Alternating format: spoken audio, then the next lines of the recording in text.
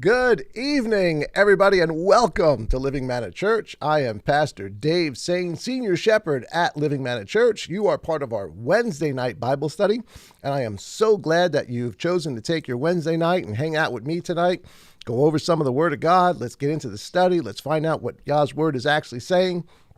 I hope that you guys are having a good day today, a good week, actually. We're in the middle of the week. I hope you've been having a great week, checking out our morning mannas. We got some encouraging stuff that's been going out this week. I hope you guys have enjoyed that. We got some really interesting stuff to talk about today. But before we do that, let me just get through some commercials. Number one, if this is the first time or you are not subscribed to our channel, please make sure you hit that red button. If it's red, that means you're not subscribed. You hit it, hit the bell. You'll be notified. Share. Send this out to somebody that you think may want to truly, really understand what the scripture is about. Do a more in-depth study. We appreciate that. For everybody that is just part of our faithful watchers, guys, thank you so much for being part of LMC. We really appreciate it. I see some of you guys joining in already online. That's an awesome thing. We've got a whole bunch of things coming up. Again, we got Passover coming up really quick. Still a little bit of time, not much, just a couple of days for you to sign up if you want to be part of that. As well as our Tabernacles is coming up. You got a little bit of time for that, but you can also sign up for that on our LMC app and, be part of what we're doing. We got some neat things going on. It's going to be Passover of the Nations. We're going to have a really neat time. As time goes on, we understand more and more. And so, it's going to be a little bit different Passover than we've ever had before, but it's going to be fun and it's going to be informative as we go through it. Of course, let's just open up with a word of prayer and then we'll jump right in. Our normal prayer. If you know it, say it with me. Father, give us eyes to see, ears to hear, and a heart that's willing to obey. In Yeshua's name, amen. Amen. Okay, so tonight we got some really interesting stuff to share with you. Tonight's topic is coming up on the screen right there for you. We're still in 1 Thessalonians. I know I changed the background a little bit because we're going to be getting into some new stuff that's going to be very pivotal to understanding 2 Thessalonians. Plus, I thought I'd just change up the picture a little bit.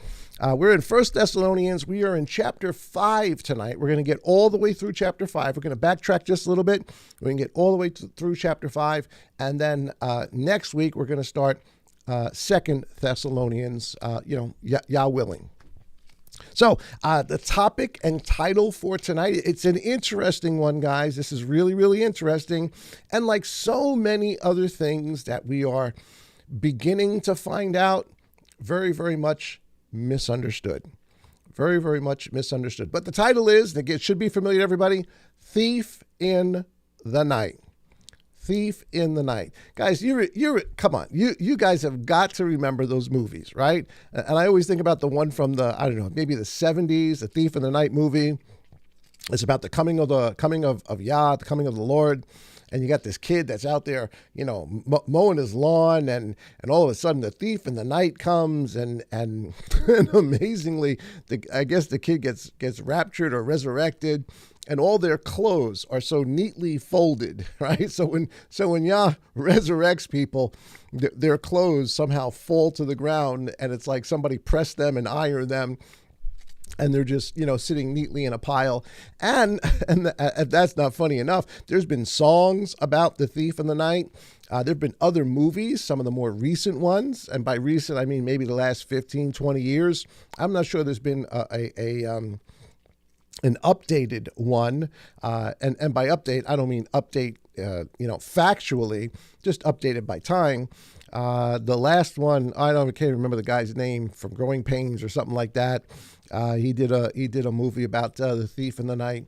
So most of the time, when people think of the concept of thief in the night, I'd say 99% of people that hear that are equating that with the second coming of Messiah.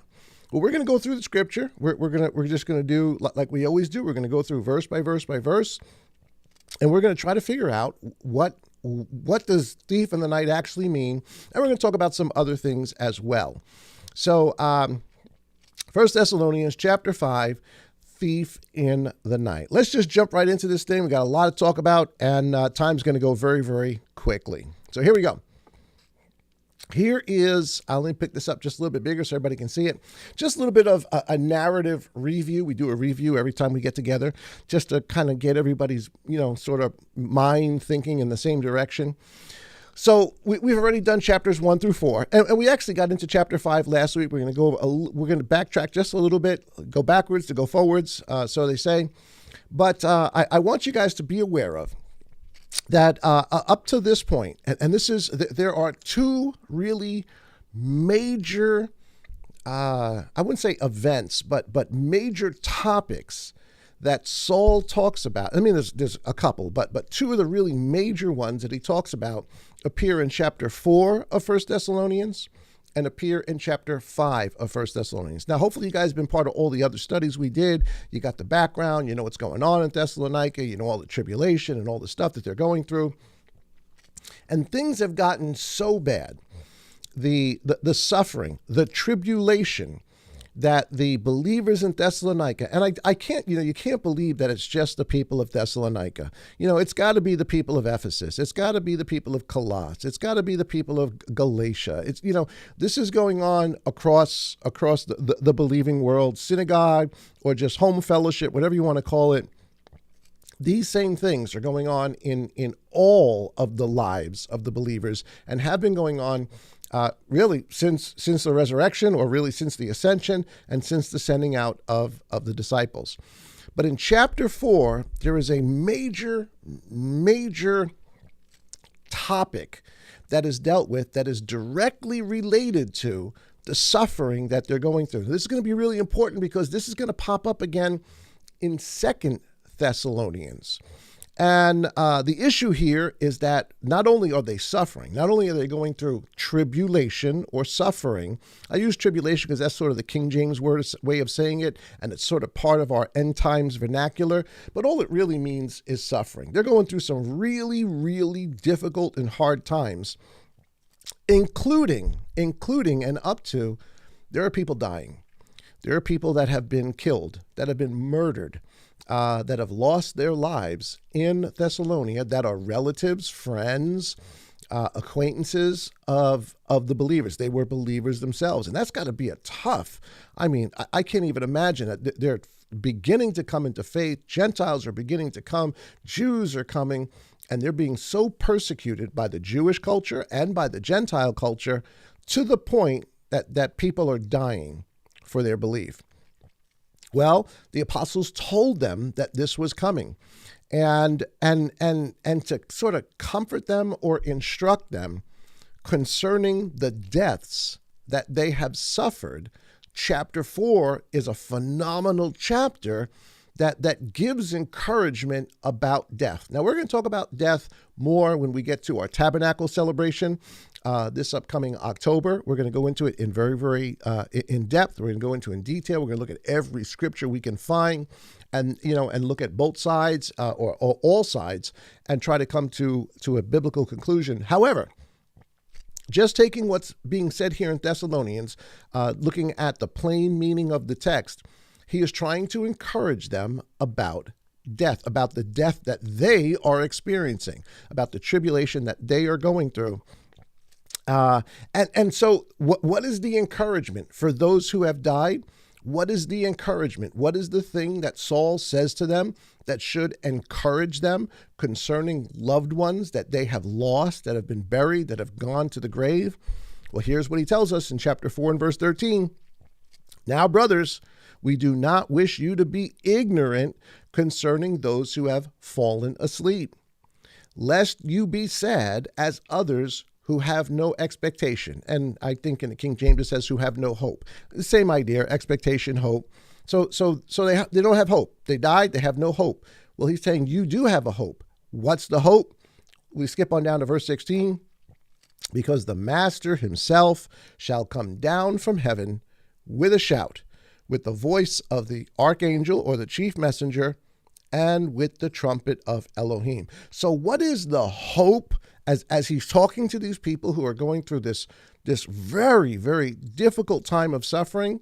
What is your hope for those who have died, who have lost their lives in this journey? Resurrection. Resurrection is the hope. The second coming of Messiah is the hope. Now, we'll leave it right there for that, for that particular, as far as, really going into any sort of explanation of that. Let's just leave it at the plain meaning of the text. What's the hope? The hope is resurrection. And of course, this is a comfort for death.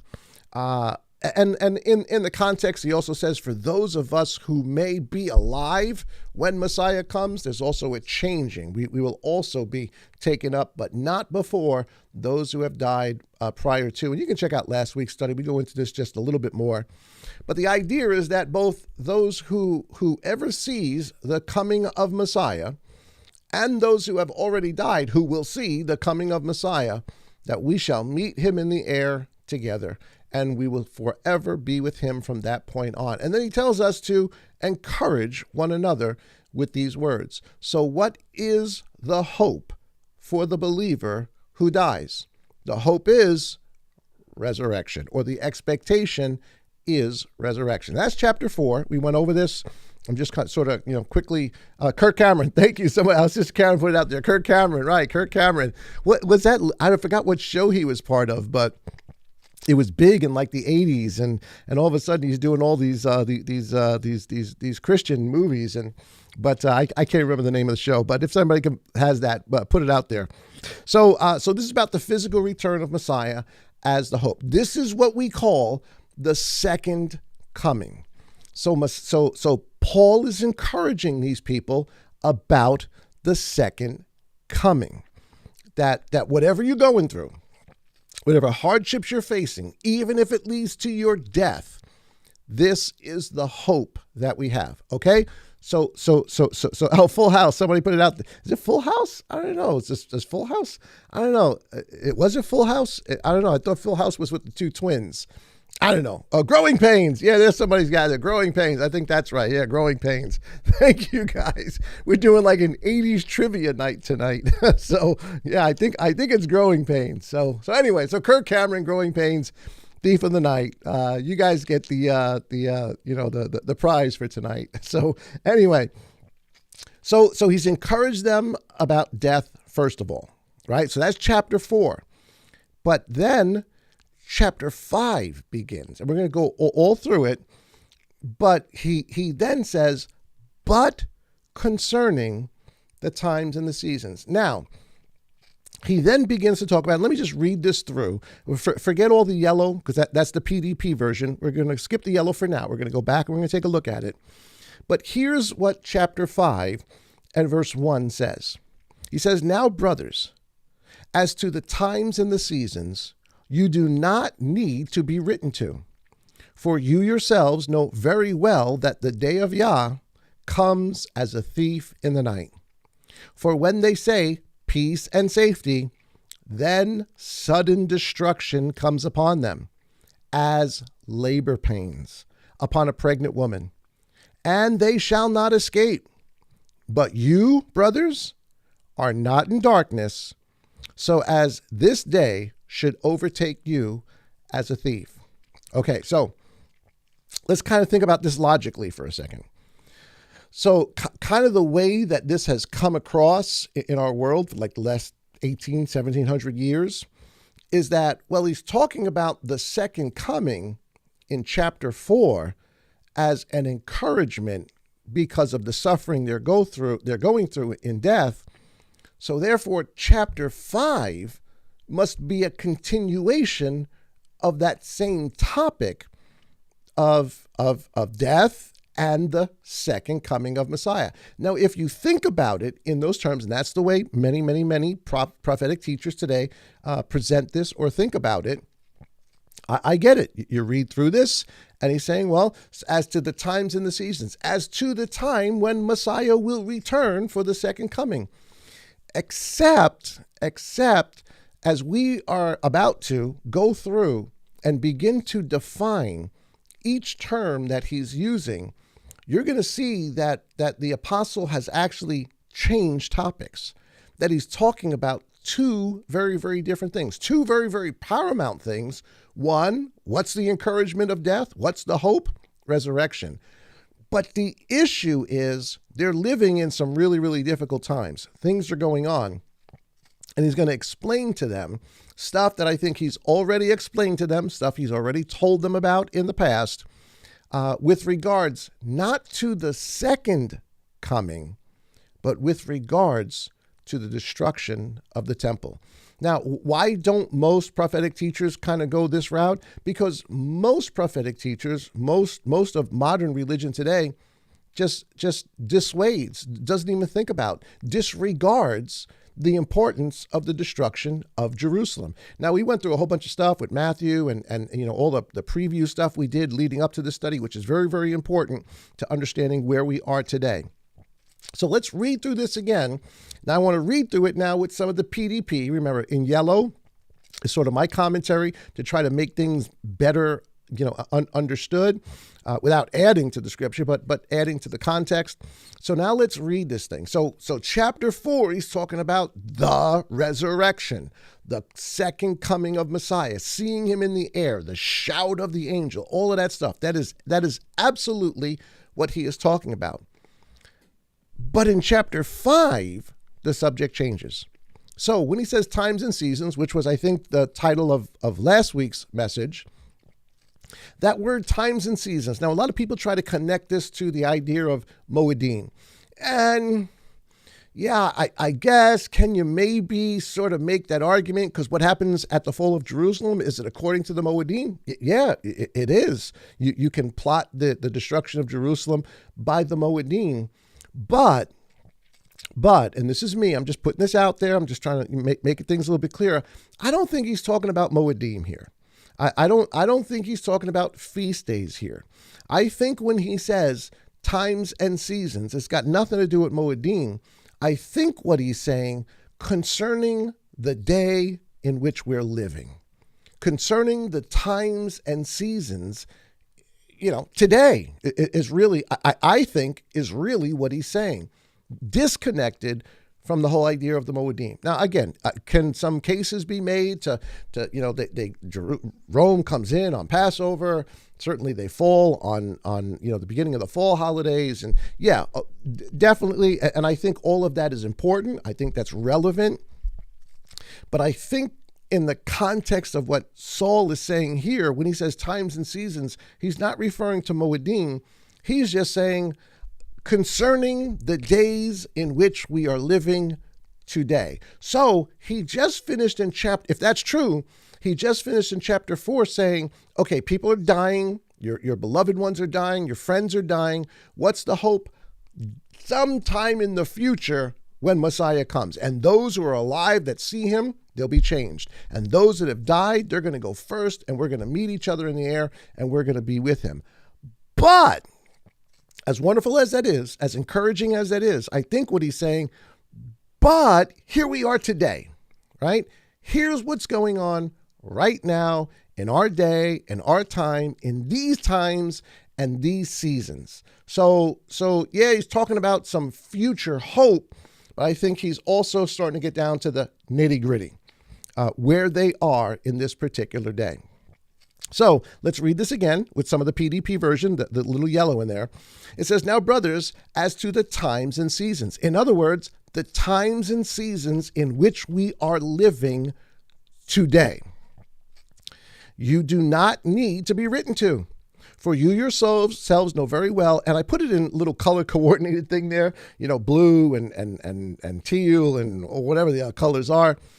He actually mentions a couple of phrases that you need to understand, because most of the time we just read over this and we think everything he's saying is about the second coming, when actually Saul, who is a Torah teacher, this guy's like a professor, is using or choosing his words very, very specifically.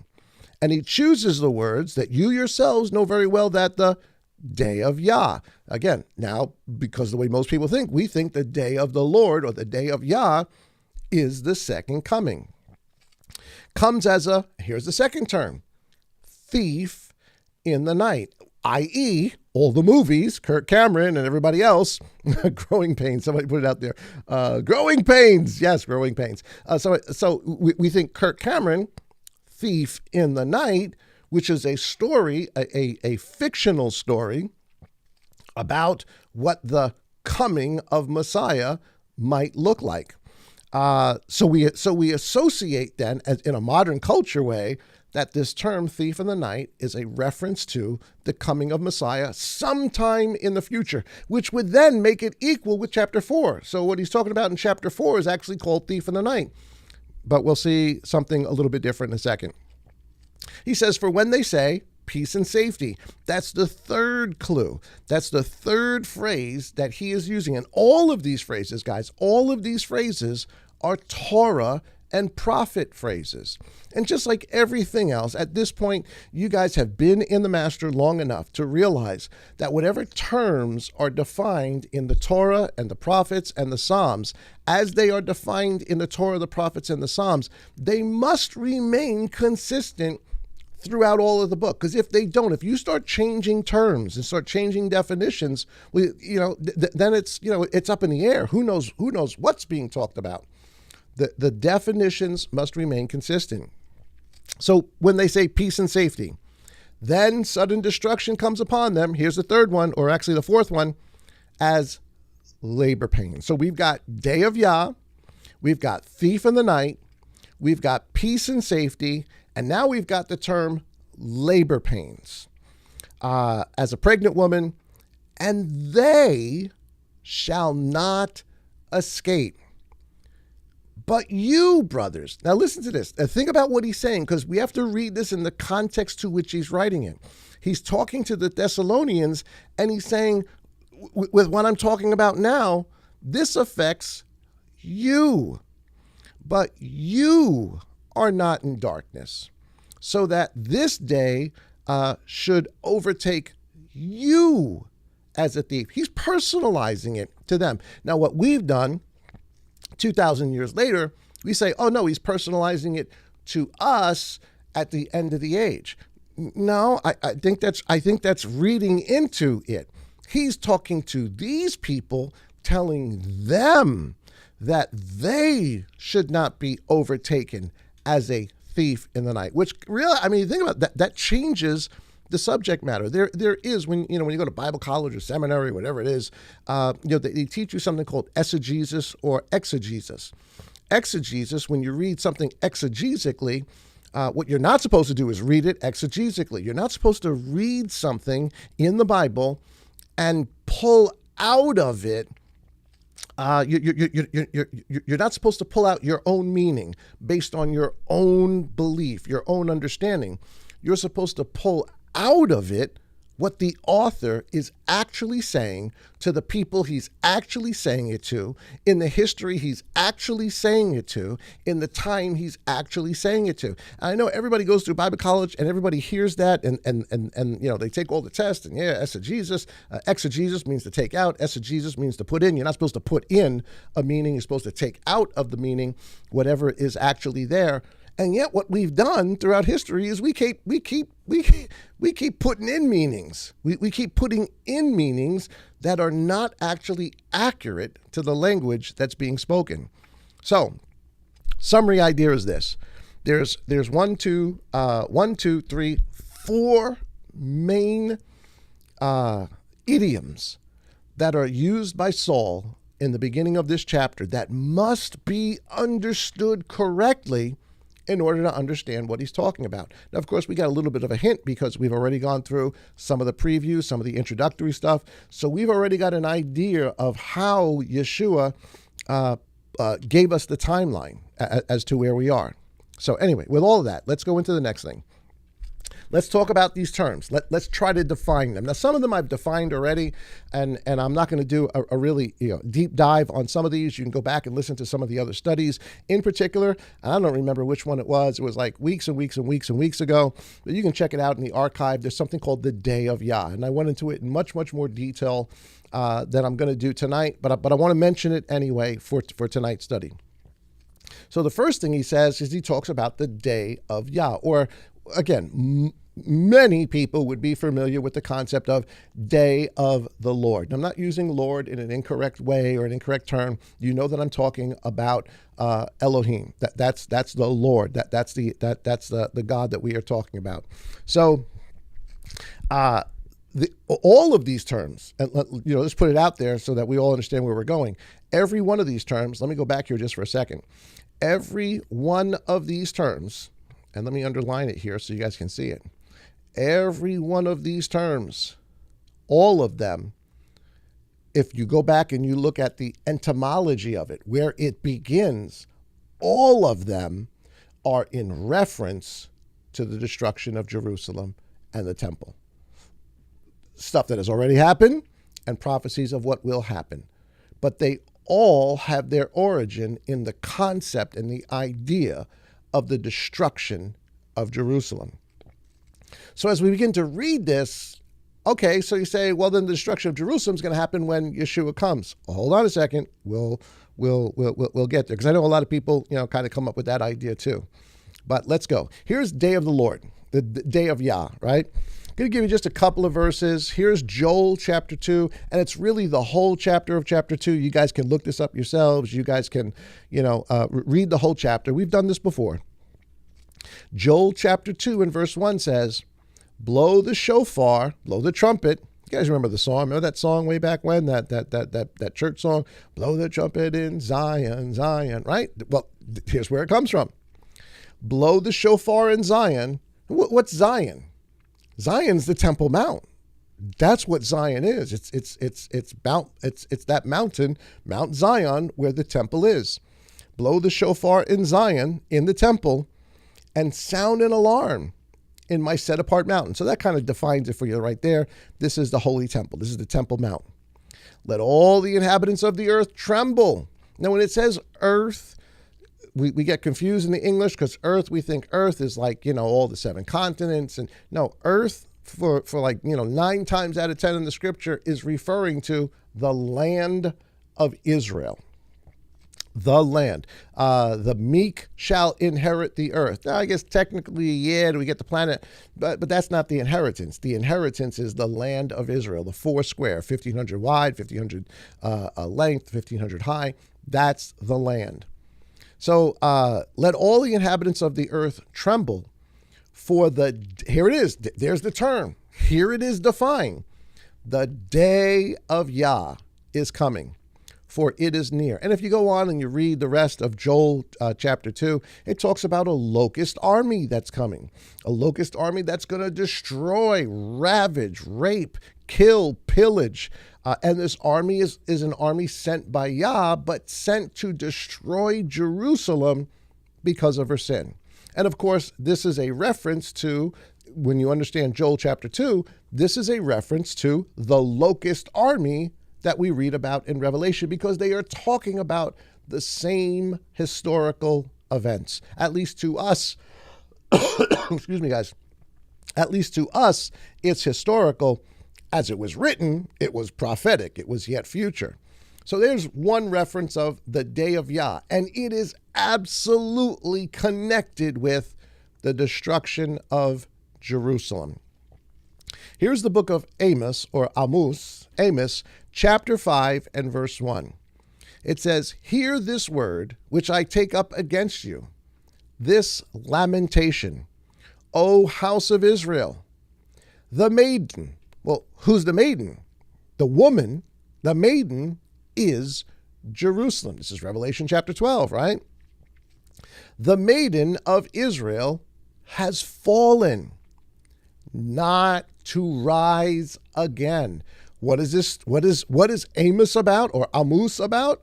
It is about the destruction of Jerusalem.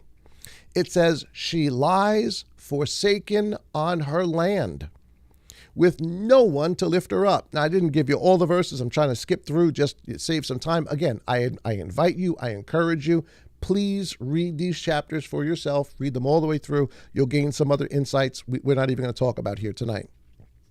So verse 18 says, woe to you who desire the day of Yah, or the day of the Lord. So what is the day of the Lord?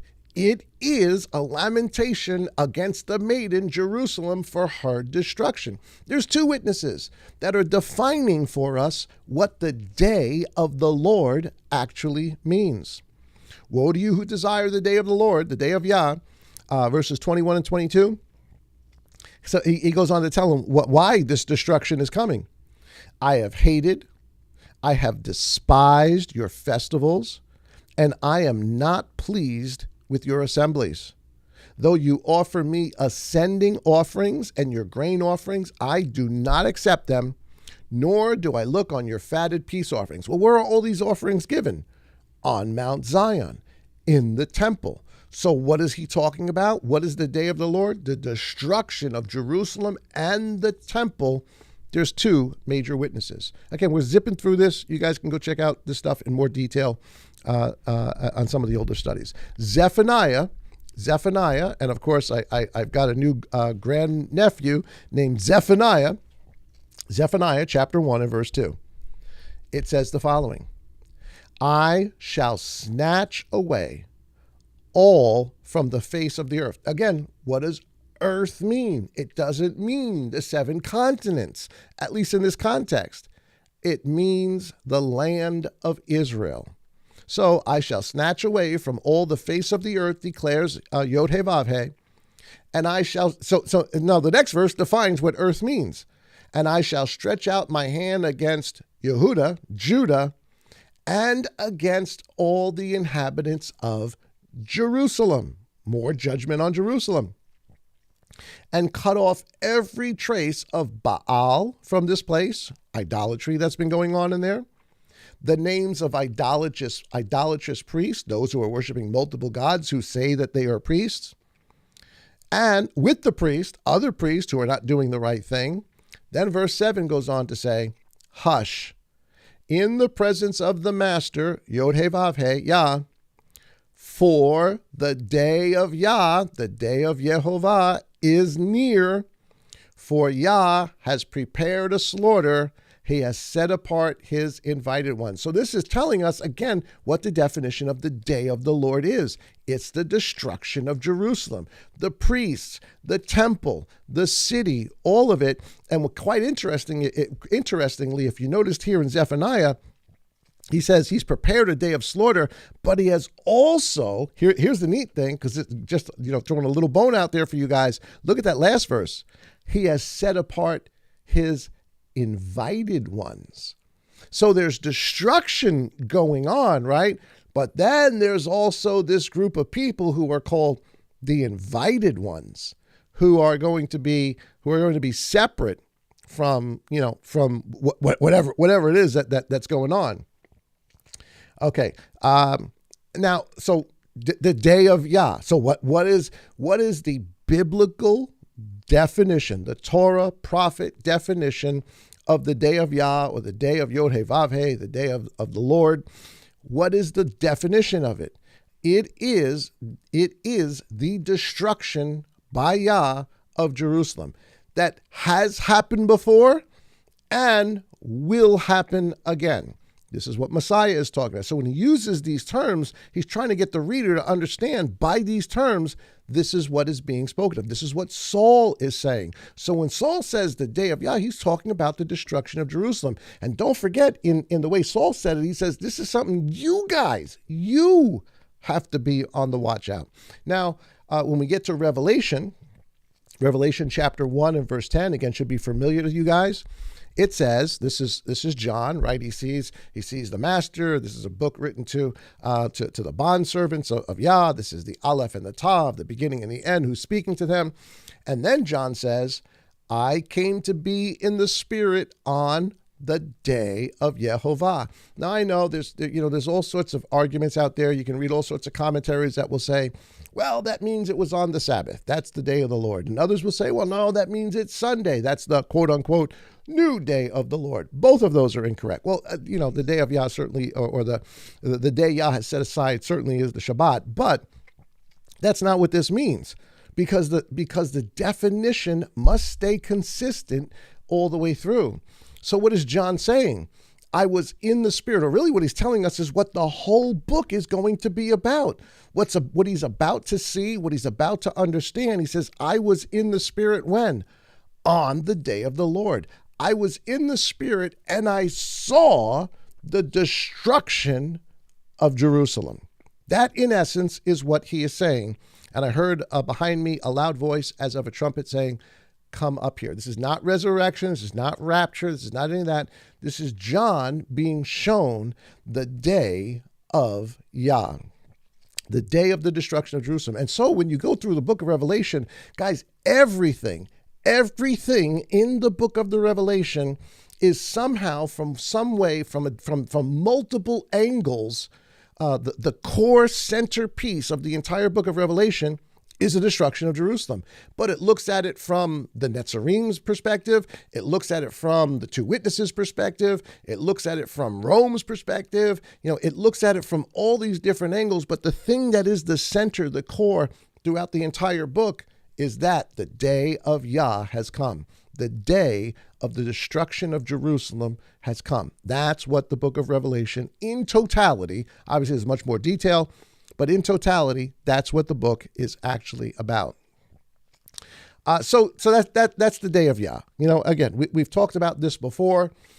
We've talked about the day of Yah. Again, you can check out some of the older studies. You can get much more detailed information than what I'm giving you tonight. But you guys have been with me for a while, so I hopefully you guys get this. You guys realize this. And I know, guys, this is mind-boggling. This changes the whole paradigm.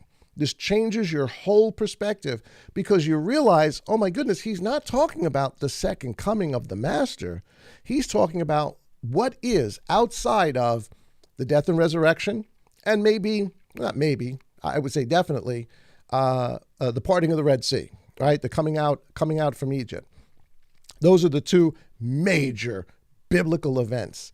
This event, the day of the Lord, the day of Yah, the destruction of Jerusalem, is the pivotal event that links everything together. All the prophecies link around this event. And what have we done as modern day people today? It doesn't matter. That's a preterist view. Forget that. We don't. When you go to Bible college, I'm telling you, in Bible college, they said, yeah, there's a preterist view, and then they just kind of skipped over and said, yeah, it's nonsense. Forget about that. Historist view. That's nonsense. Yeah, forget about that. No, it is the most important, most pivotal puzzle piece to understanding everything. And what have we done? We've just sort of tossed it away as though, well, it doesn't matter, that that's history. There's going to be something else to come that's going to take its place. And we miss the obvious. And guys, the best thing you can do when you read the scripture is read the plain meaning of the text. Don't put into it what you think. Take out of it what is historically accurate, what the author is actually saying. So now let's get into tonight. Thief of the Night, right? Again, we're so familiar with this, Kirk Cameron and all there's just like, I don't know, there's a couple of ways. I think there was a movie, oh man, what is that guy's name? I can't think of it. Nicolas Cage. Nicolas Cage, and I can't think of any movie. Two-Face. I think he did Two-Face or Face Off or something like that, some crazy movie in the 90s.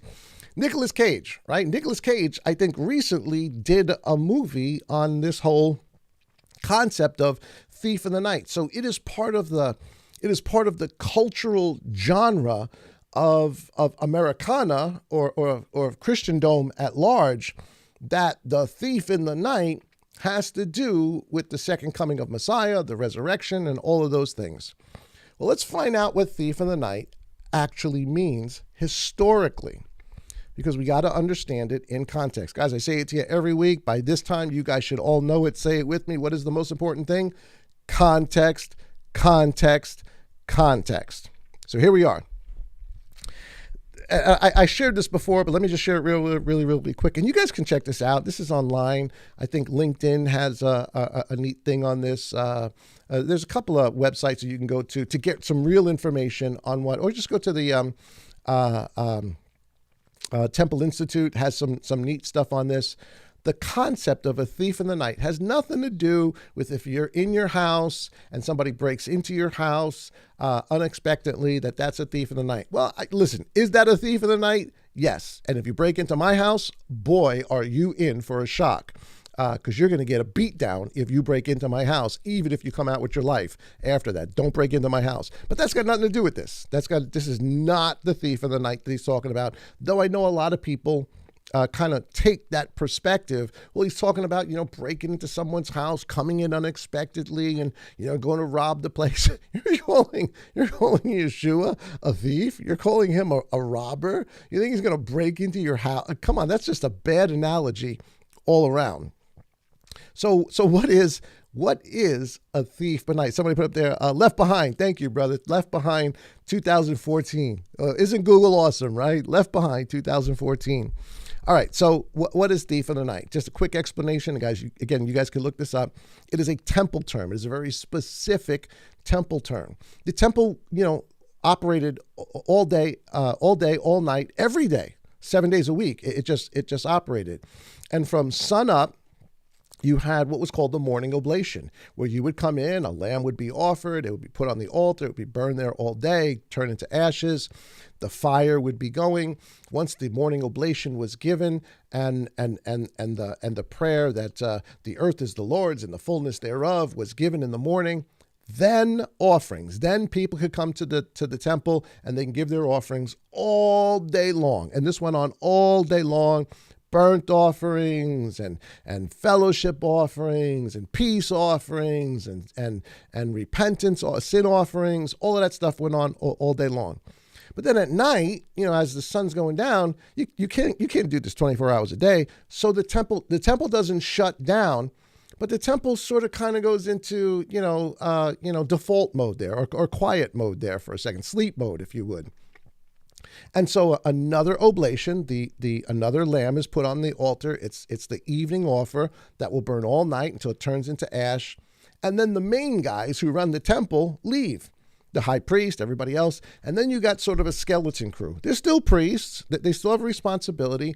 And their main responsibility is to make sure that the fire on the altar, that their lamps are burning, that the fire is burning, because it's got to burn whatever the offering that's on there that night. It takes a while for that thing to burn through, and that fire has to be going all day long. They got to make sure it's got enough wood. They got to make sure everything's chopped up. They got to make sure the ashes eventually get taken out. There's a lot to do over the night. Well, what would eventually happen, like anybody else who's ever worked a graveyard shift, sometimes we're going to see that this is going to get played out in just a little bit. Sometimes these guys would come in and, nobody's there. It's the graveyard shift. They do a little, they couple of drinks, no harm, no foul.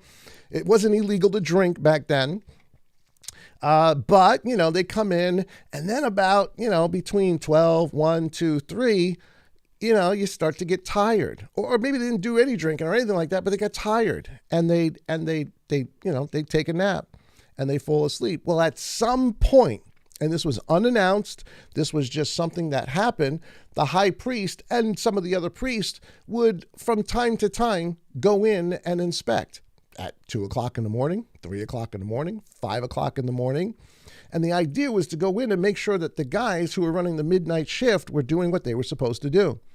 And if they were not, if they fell asleep, if the guy nodded out, if he had too much, a little bit, too much before he got to drink, before he got to work that day, he's tired, he's sleeping.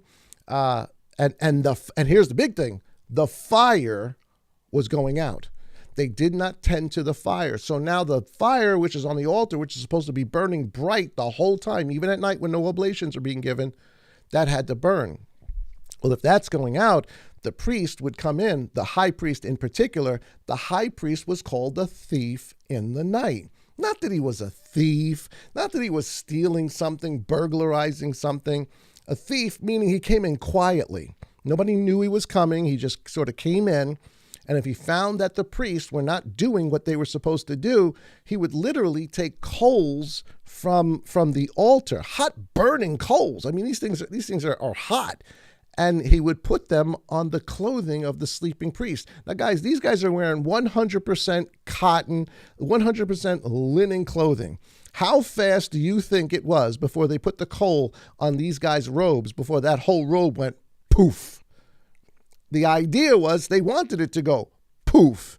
They wanted to burn. They wanted to wake up in a fantastic way, those priests. And of course, those priests would, wake up, they're on fire, they're trying to pat themselves out, they're ripping their clothes off, and they wind up running naked through the temple to get out, to go get some new clothes. And of course, they got to leave the temple at that point. That's the core meaning. This is the etymology of that statement. So people are associating today the thief in the night with, Left Behind and all these other things of Messiah coming back, to us. But its origin is that of the high priest coming to the temple. And there's a bit of a disconnect between those two things. Here is Psalms 134, verse 1. Just to show you that this midnight thing is not new. This has been going on for a long time.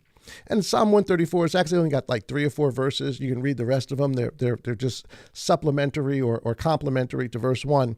But verse 1 says, "Come bless Yah, all you servants, the priests of Yah, who are standing in the house of Yah by night." The night watch, right? The night watch, the midnight watch is what he's talking about. Now, here's the way 1 Thessalonians chapter 5 and verse 4 puts it. "But you, brothers, are not in darkness." Well, if you're in darkness, it means the light's gone out. "So that this day, the day of Yah," we've already explained that, "should overtake you," and here it is, "as a thief." Now, he would have had to explain this to the Gentile people that he's speaking to, which I'm sure that they absolutely did, so that they understand the context here.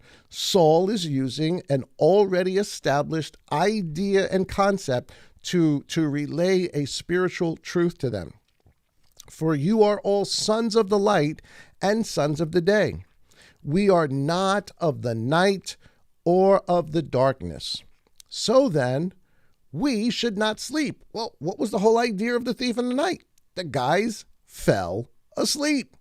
Whether it's from boozing it up or whatever, they fell asleep, as others do. "But we should watch and be sober," which is what the priests were supposed to be doing. "For those who sleep, sleep at night. And here's again, this is why I'm saying, I'm sure there were times when the priests, they were drinking a little bit. "And those who get drunk are drunk at night." These are all biblical references to a pre-established definition of what thief in the night means. So Saul's not talking about the second coming of Messiah. He's talking about Messiah as the thief in the night coming to the temple. He's talking about the destruction of Jerusalem. Here's Matthew. Let's backtrack just a little bit. Let's understand. Here's we're going to get to Matthew 24 because Yeshua talks about the thief in the night for a couple of chapters, he talks about the thief in the night. It's just most of us don't realize he's talking about the thief in the night because we don't understand what thief in the night actually means. Here's Matthew chapter 23, verse 37, which just establishes the topic that Messiah is talking about in Matthew 23 and Matthew 24 and Matthew 25. He says, "Truly I say to you, all this shall come upon this generation." This is the whole thing, all the blood from Abel to Zechariah, the judgment. The judgment is going to come upon this generation. First of all, take Yeshua at his word. He didn't say some generation in the future. He didn't say some time at the end of the age. He said upon this generation. "Jerusalem, Jerusalem, killing the prophets and stoning those who were sent to her." So why is this coming? They killed the prophets. They stoned those who were sent to her, including the apostles, including Yeshua himself. "How often I wish to gather you as together the way a hen gathers her chickens under her wings, but you were not. And of course, what's going to happen? Here it is, guys. This is the prophecy. This is the master telling us the equivalent. It's not even the equivalent, but this is the best comparison I can tell you. This is like somebody saying, 30 years ago, the Twin Towers were going to come down in 10 years, right? Nah, absolutely not. Couldn't happen. That's mind-boggling. That's just, it's crazy. Or Pearl Harbor was going to get struck, in 1938. They should have said Pearl Harbor is going to get, no, couldn't happen. This is the equivalent and beyond. Messiah is saying, your house is left to you desolate or a waste. Matthew then 24:1 says, truly I say to you, not one stone shall be left here upon another at all, which shall not be thrown down. So he's just continuing what he's talking about in Matthew 23. So the whole topic of Matthew 24, this major prophecy of end times that everybody looks at, what's it about? The destruction of the temple, the destruction of Jerusalem. Why? Because they killed the prophets, including Yeshua, including the apostles. And as he sat on the Mount of Olives, the taught ones came to him separately saying, and this is important that we get this. So I got a little PDP version in there, some yellow to try to help us understand what's actually being said. Now, please bear with me. Follow me through in the logic of this argument. So what's the topic? Jerusalem's destruction. Temple's destruction. Jerusalem, you who kill the prophets, right? That's the topic. Topic's not the second coming. The topic's Jerusalem and its destruction. And he sat on the Mount of Olives. The taught ones came to him separately, saying, say to us, when shall this be? When shall what be? The destruction of the temple. That's what he just said. So what are they asking about? When is this going to happen? When is the temple going to be destroyed? And what is the sign of your coming? And here's where we get all kind of mixed up and twisted a little bit, because we think his coming means his second coming. But that's not what they're asking. They're asking, when are you coming to destroy the temple? What is the sign? What should we be looking for to know that you are about to destroy the temple? And here's the third part of it, and the end of the age. Now, most of us interpret that, or has been interpreted for a long time, to mean the end of the end of the end of the end of the end of the age. Whenever the last day is, when Messiah comes and begins whatever starts after that. That's not what he's talking about.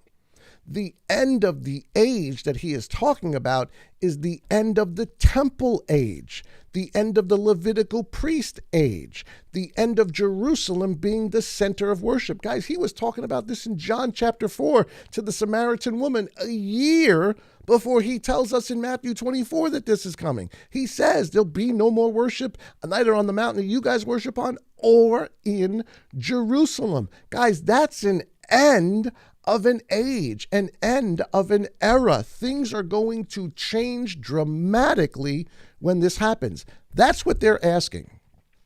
So if you don't understand what the question is, how can you understand the answer? I mean, if you can't wrap your mind around what they're actually asking and connect it to what he actually said, Jerusalem, Jerusalem, your house will be left to you desolate. This is going to happen to this generation. Guys, he's telling us explicitly what this is about. And yet we've taken it and we've spiritualized it and we've sent it off into the future, and we've come up with all sorts of things rather than what the plain meaning of the text is actually about. So, Matthew chapter 24, and I'm skipping down some verses there. Excuse me, guys. So I said he's going to talk. So what everything he's going to say from this point forward is about the destruction of the temple. It's about when it's going to happen. It's going to about the signs of what it's going to happen, and it's about the end. What's the end of all of this? So here's where he starts to get into the thief in the night. This is Matthew chapter 24 and verse 42. Listen to Yeshua's words based on the story I just briefly told you about what thief in the night actually means. Listen to his words. Watch, therefore, for you do not know what hour your master, meaning the high priest, Yeshua, what hour your master is coming. So he is coming, right? But it's not coming, in the clouds with all of his angels. This is coming for judgment. Is coming to destroy the temple. Verse 43, and know this, that if the master of the house, if the priests, if Caiaphas, if Annas, and it wasn't just Caiaphas and Annas, actually 4 of his sons become high priest after him. Yeshua prophesies about this when he talks about Lazarus and going going down, and a poor man, dies, and he goes into that place of judgment. That's actually a prophecy about the high priest who will come after Caiaphas, his 4 sons. And historically, what winds up happening? His 4 sons become high priests all the way up to the destruction of Jerusalem. More information for another day. He says, and know this, that if the master of the house, the priests, the scribes, had known at 1 hour the thief is not, again, it's not a burglar. It's a reference to the high priest. Who's the high priest? Yeshua is the high priest. What time the thief would come, he would have watched and not allowed his house, which in this reference is the temple, to be broken into. Because of this, now listen to what Master's saying, because of this principle, he says, because of this, be ready to. Because yes, this is a temple reference to the destruction of the temple, but it's also a reference to the destruction of Jerusalem. So this is not just about the priest, this is about all the people who will be in Jerusalem. This is why Yeshua then later goes on to say, when you see this, get out. Pray your flights not in winter. Praise not on the Sabbath. Get out. Get out of her, my people. That's so when he says, you be ready too, because he knew they would be in Jerusalem. He knew disciples, apostles would be in Jerusalem. He's telling, listen, why is it important to know the signs? Because when you see them, you need to get out. Be ready too, all of Israel, any believer, the Netzarim, the people of the way, for the Son of Adam is coming, not splitting the sky, not coming in clouds, not coming with angels, but the Son of Man is coming for judgment, for wrath. And not one stone will be left upon another. When is he doing this? At an hour when you do not expect him. Guys, they probably expected him a month after the ascension. They were talking about this. They probably expected him a year after the ascension. We know they did. We know in Thessalonians, they were expecting him then. All of this to happen then. They were even thinking that maybe the resurrection happens right after it. They had no idea of the timeline yet. They were too close to it. We are so far away from it, we can look back on it and see the timeline. They were so close to it, living it in real time, they couldn't wrap their minds around it. But he tells them, this stuff you're going to see, and I want you to make sure to be ready too. The idioms, the verbiage that he is using is thief in the night version. This is temple talk that he is using, which they would have clearly understood in that day. We may not understand it today, but they would have clearly understood it in that day. So he goes on now. So that's that portion. He doesn't stop talking about the thief in the night, guys.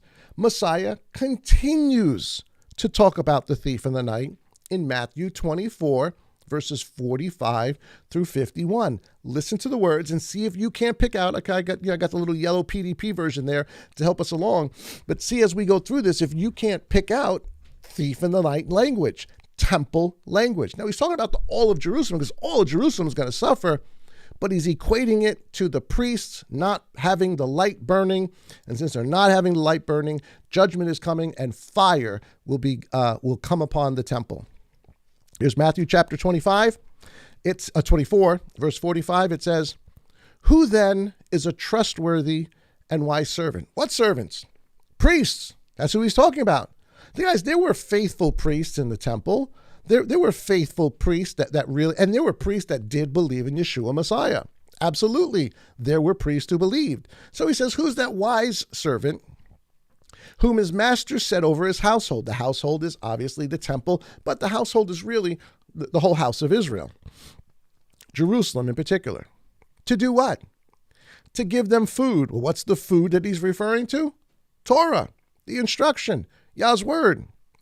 to give them food in season. It's got to be in season, right? It can't just be the old wine. Now Messiah's come, you got to understand the new wine. Another message for another day. So here he is, verse 46. Blessed is that servant whom his master, having come. Well, who comes? The high priest comes. Thief in the night, right? Shall find so doing. Truly I say to you that he shall set him over all his possessions. And how is he going to set these people over all his possessions? Resurrection. When they're raised, they will get their reward. And those faithful priests that did the right thing all the way up to that point, they will receive their reward at the second coming. This is not the second coming. Verse 48. But if that evil servant, which is also a priest, right? Caiaphas, Annas, all the other priests that are with him, Sanhedrin, etc., etc. But if that evil servant says in his heart, my master is delaying his coming, and begins to beat his fellow servants. Now, hold on a second. What's he talking about?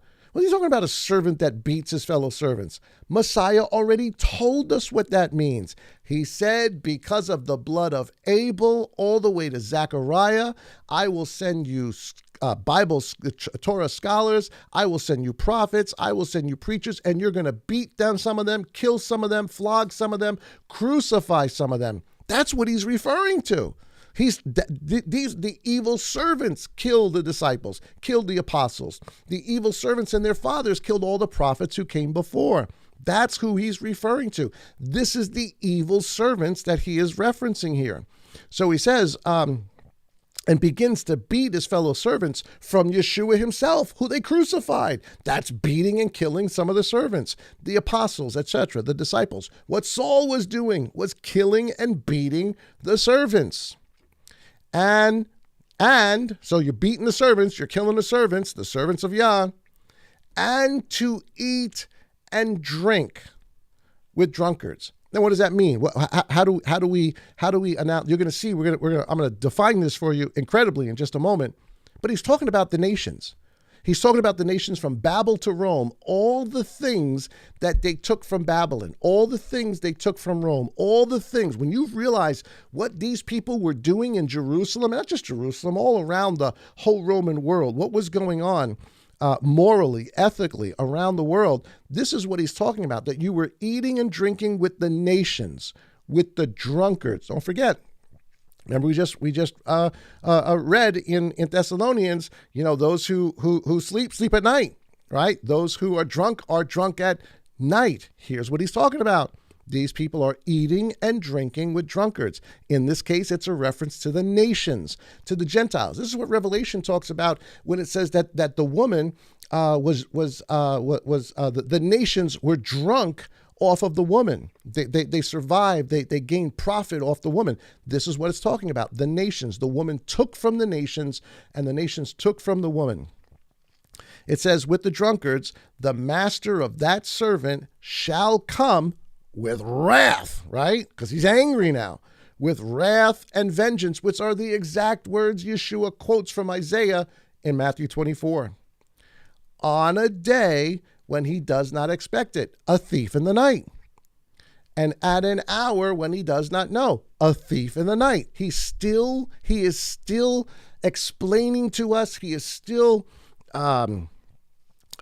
developing this concept of a thief in the night. Again, they would be sensitive to, but we're not. We're thinking this is the end. This is Messiah coming. No, this is the end of Jerusalem.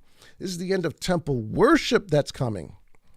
And he'll come on a day when he doesn't expect it, and an hour when he doesn't know. Verse 51 says, and shall cut him in two. I think what it's actually trying to say is cut him off. Because the whole idea of, cutting him in half is not, that's not Torah. But what is Torah is that if you are an apostate, if you have fallen away, you can be kicked out, cut out of the camp of Israel. That's what he's saying. These servants will be cut out of the camp of Israel, and appoint his portion. And what is the portion of these servants who are caught by the thief in the night? With the hypocrites. Why?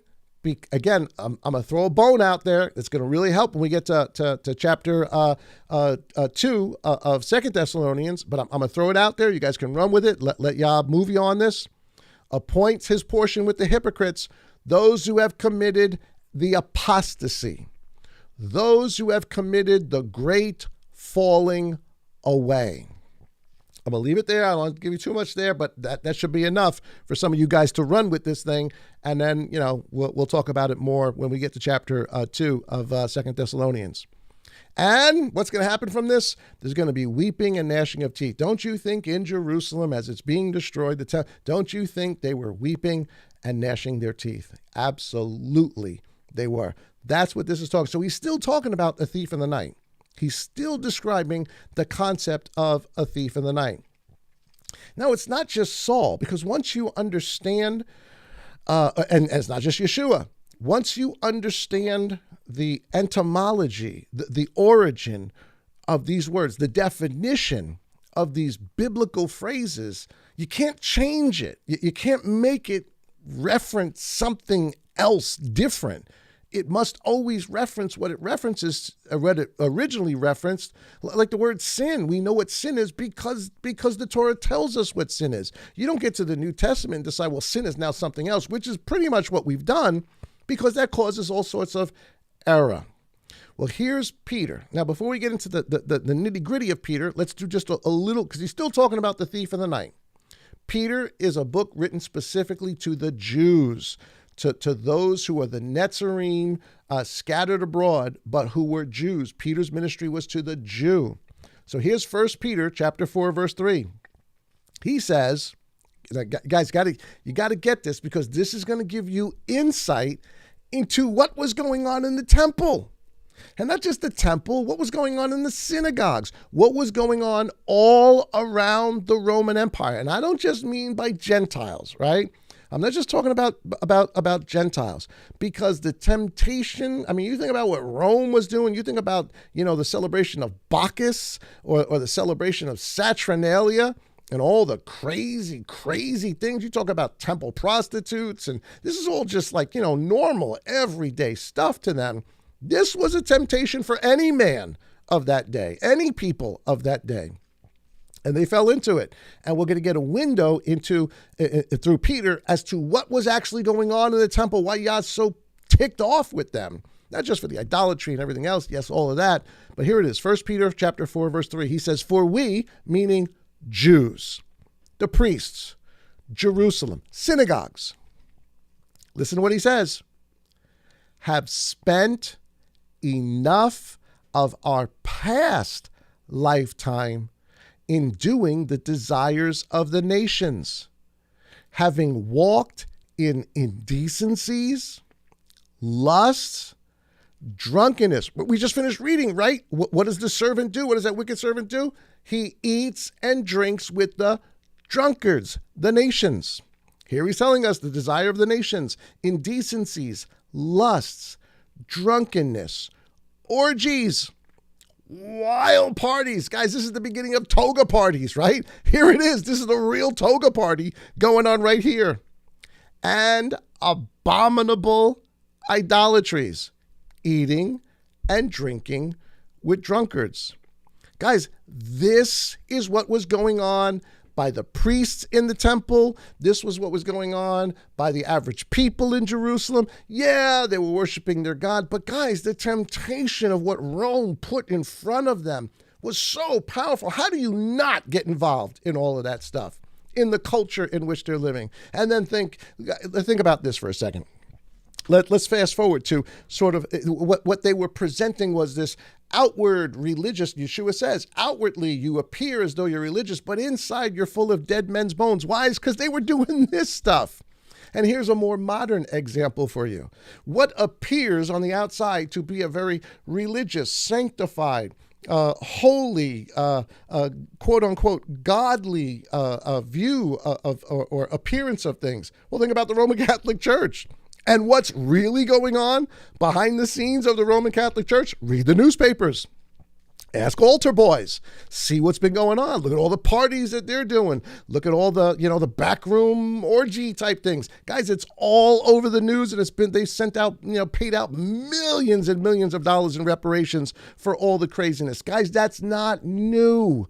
That's not new. It's going on today, and it was going on then. Think of how many pastors and preachers and people that you've heard that are swindling, that are money laundering, that are taking things they shouldn't do, that are not, counting all the offerings, the guy that's sleeping with the secretary or the organist or the pianist, and it just goes on, or the other guy that's sleeping with a guy, and it's not new.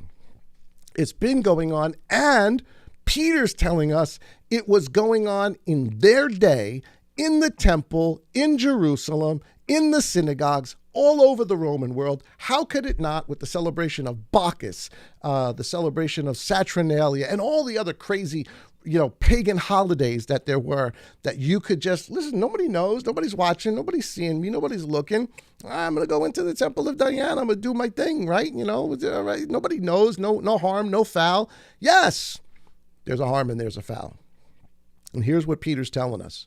Wild parties, abominable idolatries, in which they are surprised that now the you he's talking to are the Nazarene, the believers, Jewish believers, that you do not run with them in the same flood of loose behavior, blaspheming, who shall give an account to him who is ready to judge the living and the dead. So he's saying, you guys are getting it, and now you were doing all that crazy stuff, and now they're looking at you saying, man, how come you're not going to Diana's temple with me? How come we got somebody there we're with every week. How come you're not doing it with us anymore? Yeah, we can still go to temple. This is what he's saying. And he's saying that they're looking at you saying, how come you're not doing this anymore with us? Verse 6 says, for this reason, the good news was also brought to those who are dead. He means spiritually dead. This is a whole other message for another time. I don't have time to really get into this or develop this, but I'll throw this out there. You guys can research it yourself. He's speaking of the dead. I think he's speaking of the Gentiles, but he's speaking of the people who are doing this stuff. They're dead. They're spiritually dead. So that, whereas they are judged according to men in the flesh, they might live according to Elohim in the spirit. Verse 7, this is pivotal. This is pivotal. Guys, this is pivotal. Listen to this. Because of what is going on, because in them the love of many is waxing cold. There is lawlessness in everything they are doing. Because of this, verse 7 says, but the end of all has drawn near. It doesn't mean the end of the world. It doesn't mean the second coming. It means the end of Israel as they knew it.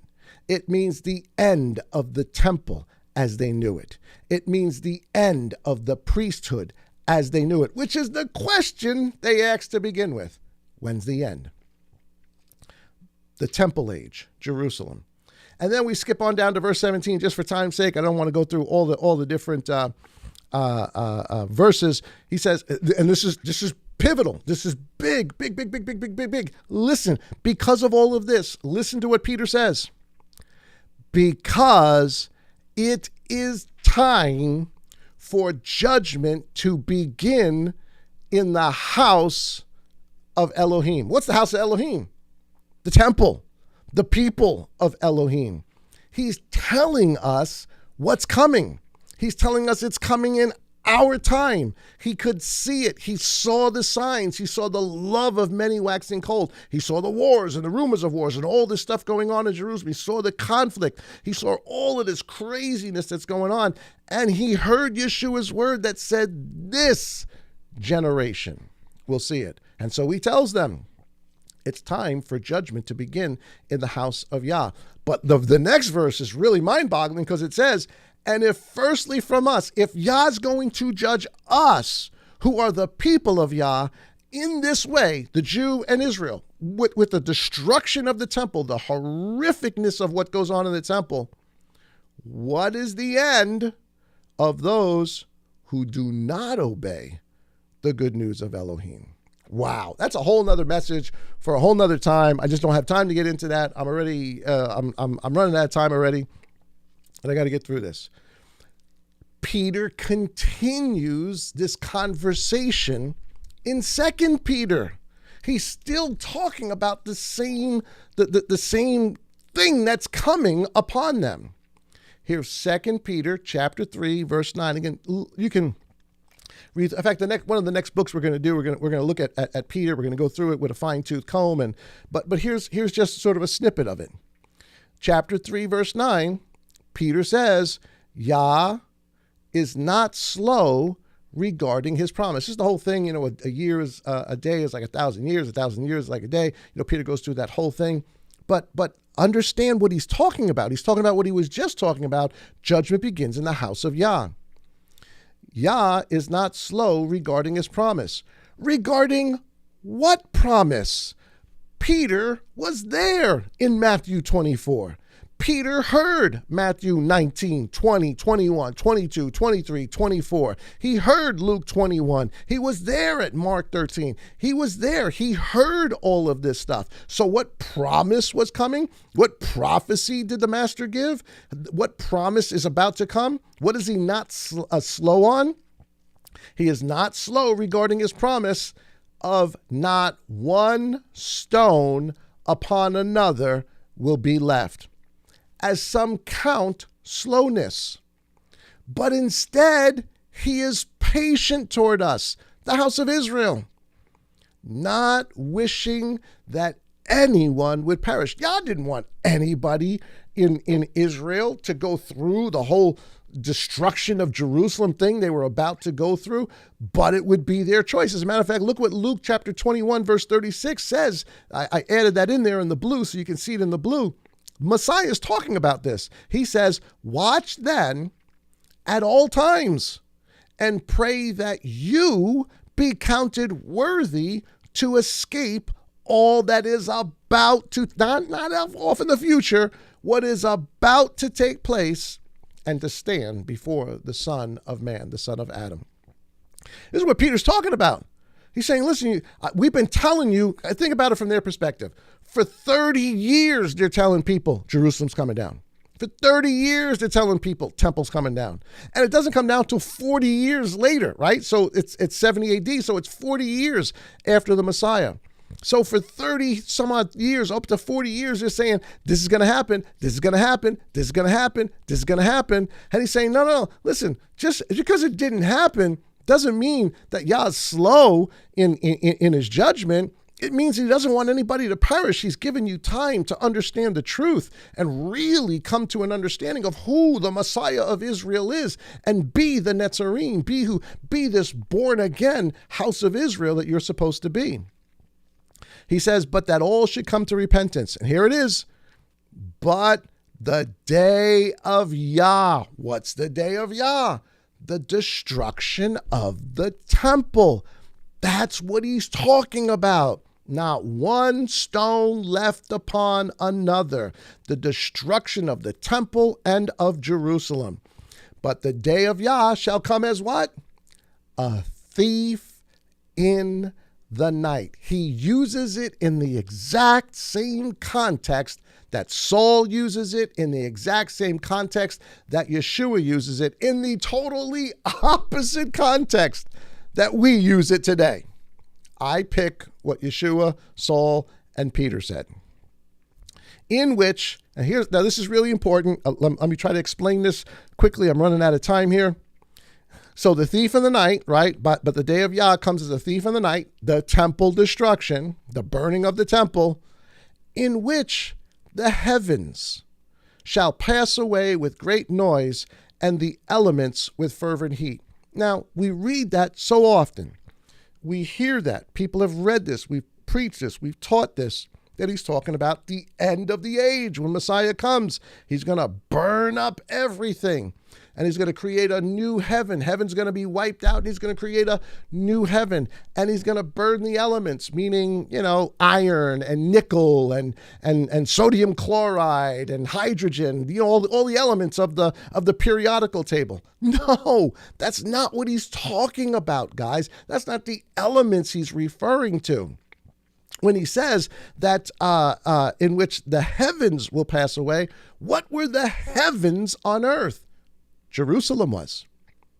The Temple Mount is heaven. You made Aliyah 3 times a year to go where? To heaven. You went to the throne room of Yah to give your offering, which was the earthly representation where the angels ascended and descended in Jacob's time, the earthly representation of the throne room of Yah. It was heaven.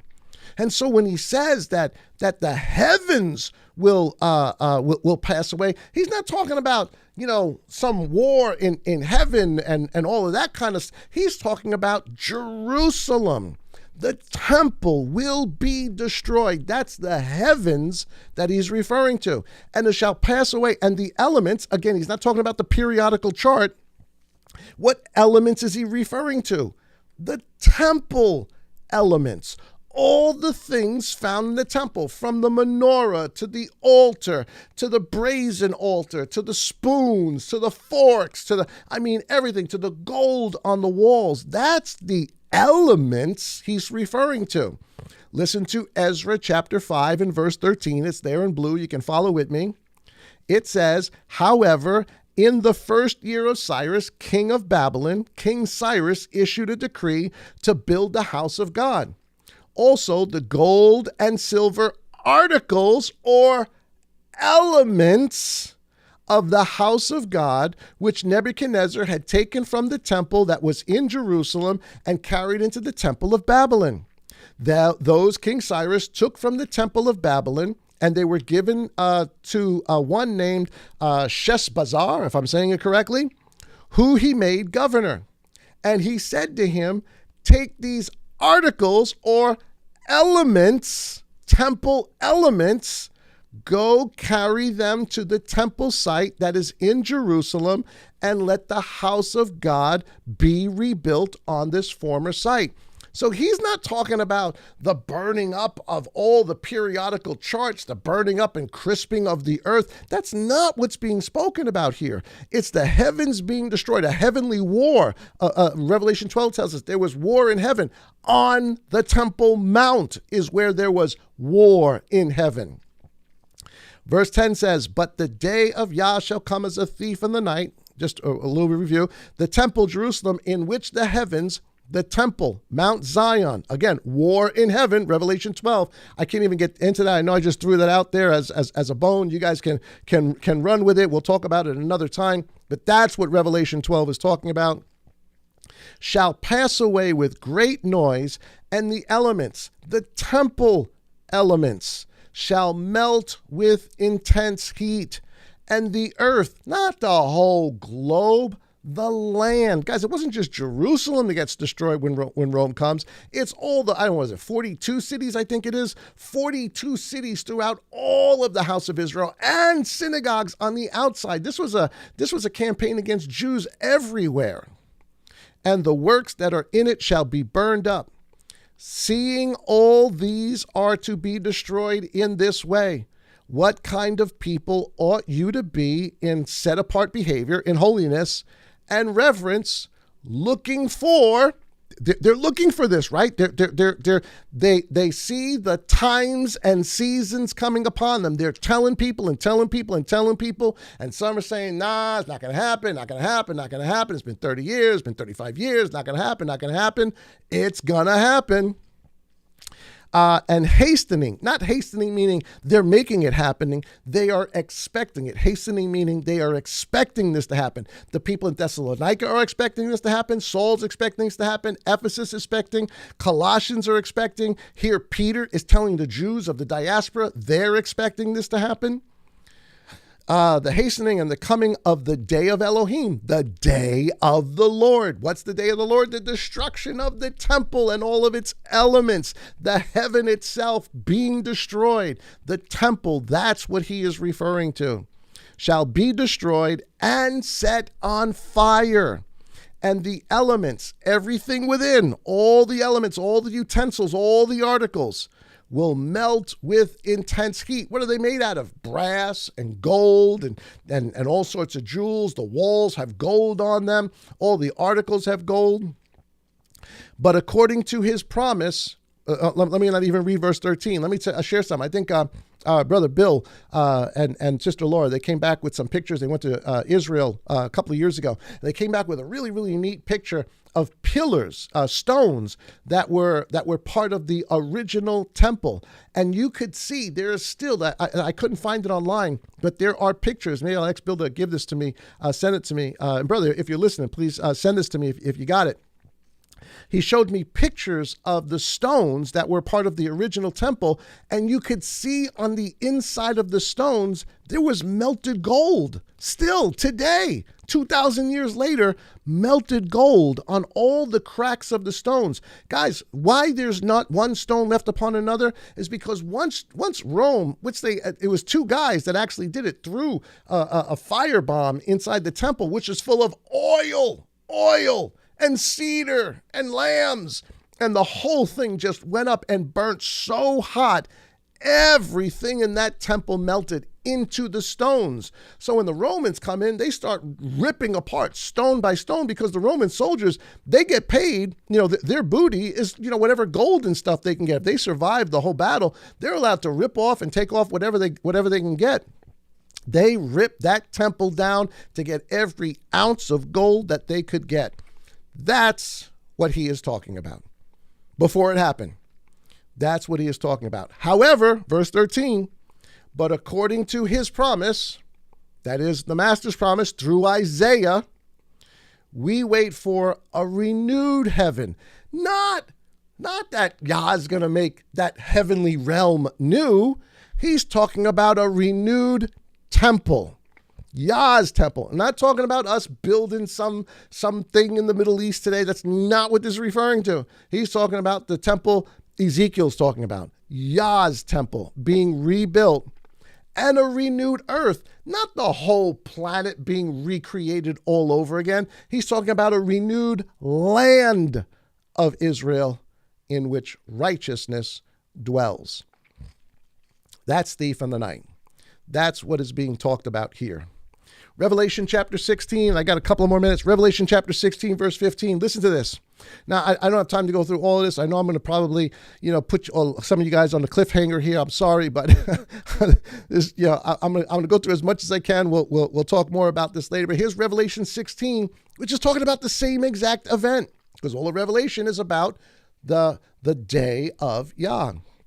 Revelation 16:15, because they, the PDP version, the priest and the leaders, have shed blood of the set apart ones and the prophets, which is exactly what Yeshua said they did from Abel to Zechariah. Upon this generation, you'll be judged for it.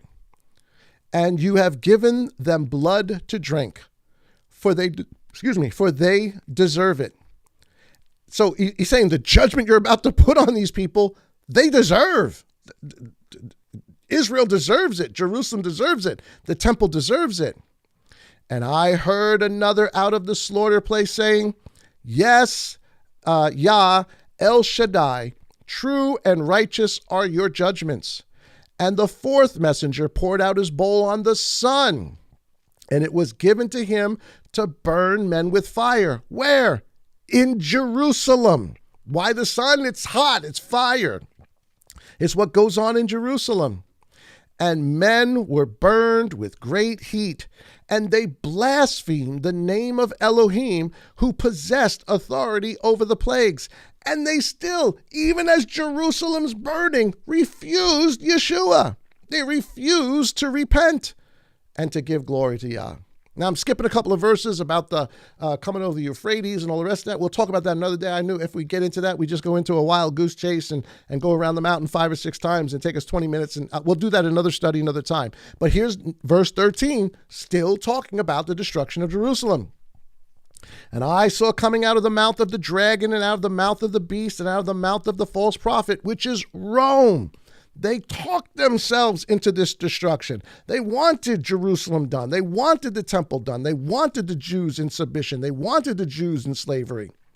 3 unclean spirits as frogs, for they are spirits of demons, doing signs which go out to the kings of the entire world, the whole Roman world, to gather them to the battle of the great day. What battle? The battle of the locust army. Blow the shofar in Zion. This is the day. The battle of the great day of the Lord, the battle of the day of Yah, which is the Jerusalem battle, the temple battle, the Almighty, or El Shaddai. See, and look what verse 16 says. There's a verse 16. I'm looking. I can't even see what verse it is. I think it's verse 16. It says, anyway, in red there, see, I am coming as a thief. Blessed is he who is staying awake. Don't fall asleep because it's night. We're not children of the night. We're children of the day. And guarding your garments. Why do you got to guard your garments? Because if you're sleeping, you're going to get a coal on it and you're going to burn up like everybody else in this chapter. Lest he walk naked and they see his shame. Here is the thief in the night, which is inconsistent with all the other verses that we've talked about so far. All right. I don't have time to get into peace and safety and all the other things that I really wanted to get into. We've run out of time, but at least we got a chance to finish A Thief in the Night. This is a big topic. This changes everything. Because if you understand what's being said, there is a difference between the coming of the master, that is splitting the eastern sky, that is those that have died, here is your hope, resurrection.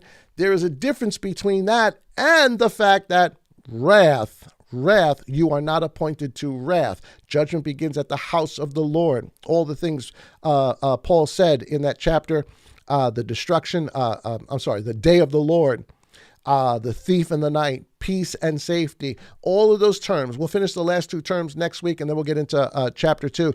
We must know this stuff before you can ever begin to understand who the lawless one is, what the great falling away is, what all the chapter 1 Thessalonians 2. Somebody asked me about this weeks ago on a hidden manna. What about the lawless one? Guys, you can't, I'm sorry, but it can't be explained in the time that we have in hidden manna. This has to be developed, and you need to understand everything that came before you can really wrap your mind around what lawless one means and what the great apostasy is and what the falling away is and what the lie is. All of this must be understood prior to, in order to truly wrap your mind around it. And we're going to get there. It's not impossible. It's not out of our realm of understanding. It's right in front of us, and Yah is exposing it, and we're trying to do our best to understand it. Okay, well, I will stop right there for right now, guys. Thank you so much, so very much for spending your Wednesday night with me. I hope you guys enjoyed that study. I enjoyed doing it. Lots of fun, great stuff. Go over the notes again, check it out. You got comments and stuff, send them to me. I'll do my best to answer back. Questions, do my best to answer your questions. Guys, don't forget, of course, we've got our Hidden Manna this upcoming Saturday, this upcoming Shabbat, and of course, each morning for our morning manna. And of course, our weekend message. We're continuing with the whole story of the Master. And prior to Passover, we're going to talk about offerings this week. We're going to talk about what it means to be a sacrifice to the Lord, what sacrifices we are actually supposed to bring. So with that, guys, thank you so much for hanging out with me tonight. I really appreciate it. Don't forget, guys, if